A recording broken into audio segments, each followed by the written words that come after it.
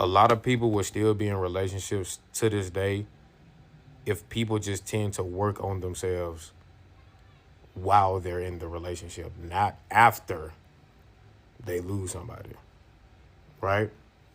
And you will sit here and say, well, it's hard doing that, dating an insecure person. That is why I said while both parties are working on themselves. Because while both parties are working on themselves, it's not even room for insecurity. Y'all both trying to improve. Y'all both in the gym. Y'all both on y'all fitness journey. Y'all both trying to succeed at different things or whatever the case may be. But no matter what, y'all both are trying. Y'all both are being understanding that we both are trying. You know, we're gonna have our down days, we're gonna have our up days. It's gonna be a day where I gotta, lift you up. It's a day where you gotta pick me up.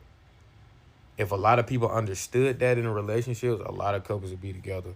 Because what a motherfucker tend to do is get hurt and then build themselves up.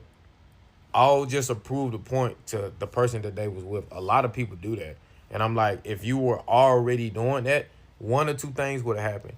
You would have either motivated that person to start doing better and working on themselves, and y'all would end up building the temple, or that relationship would have ended because that person was being too insecure, that you're starting to work on themselves, that you were starting to work on yourself, and you was starting to realize that they were holding you back.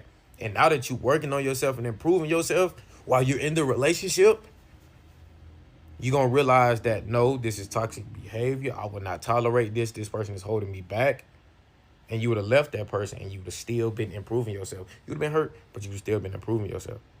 I don't know if I'm making sense, but I'm making sense in my head.